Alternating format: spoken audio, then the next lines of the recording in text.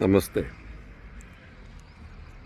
So, in the last few videos, I talked about the old AI, the AI that I started working on at the beginning of my career, and expert systems, what I introduced in terms of rule-based reasoning, rule-based representation, and backward-forward chaining kind of reasoning, and associated things was one early part which I continued for almost 15 years or so. And we built an expert system shell called Vidwan, and that also went through many iterations, basically because initially we built it for a Unix environment using C, and then we moved it to the IBM PCs which came along at that time into using, I think, Turbo C. We built that, and then when GUI based systems like Windows, I mean, not even Windows. Yeah, so the early versions of Windows had come, so we ported it to the Windows environment, and subsequently, as web-based applications became very popular, we moved it to web application also. So that was one thread, and we built some applications. We did some courses and all that. Now, one of the things that you will notice with respect to this kind of building AI application, I'll talk about some more other kind of applications like scheduling applications, which is something that I worked on for quite some time. And this is so these applications, what you can observe is that the knowledge, the domain knowledge was very explicitly captured and represented in a visible form. So in the case of rule-based systems, the rules were the knowledge. The engine was very generic. It had no serious information about the domain at all.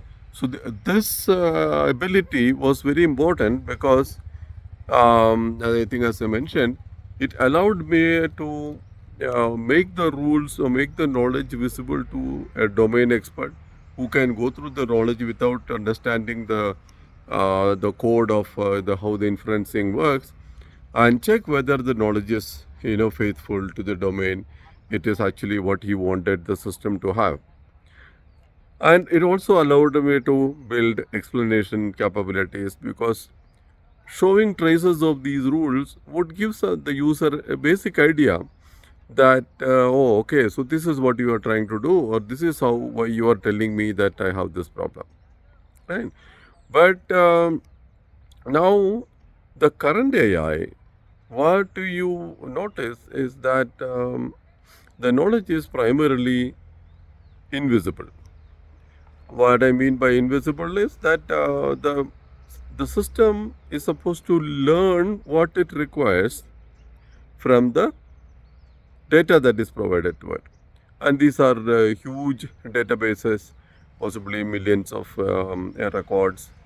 And therefore, no, it is not possible for a human being or even a set of human beings to go through all these data points and check whether that is faithful to the domain, whether they are accidental, whether they are erroneous and all that. So all of that is left to the machine to figure out. So there are some work on checking for incomplete data and all that, but they are all program based or statistical mechanisms. So so you are expecting the system to figure out the knowledge, the domain knowledge that we were talking about earlier from this set of data records.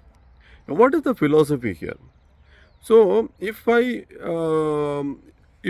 I built a system, okay, with certain components, certain mathematical functions or models or whatever, I built a system, let's say a motor or an air conditioner or a fridge or whatever, and there are certain external interfaces. There is a on-off switch, there is an indicator light, there is a temperature indicator, and so on. So this is how, let's say, a fridge interacts with the environment, or how we sense the presence of a fridge, right?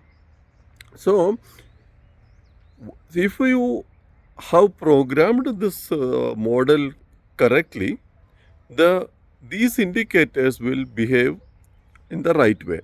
So when the inside temperature rises, the fridge will automatically come on.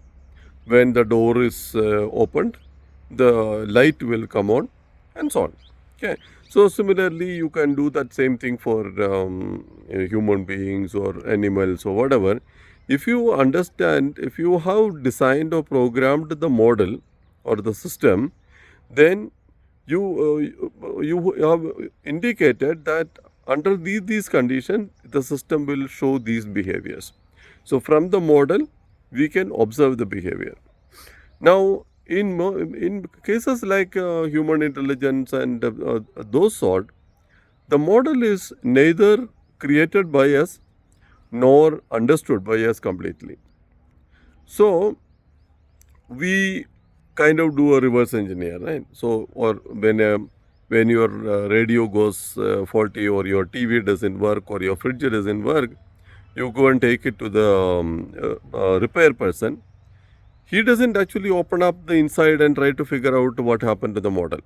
He observes these behaviors and then try to guess, okay, if these things are not working, or this is the behavior, then maybe the motor has a problem, or the the air conditioner has a problem, or whatever.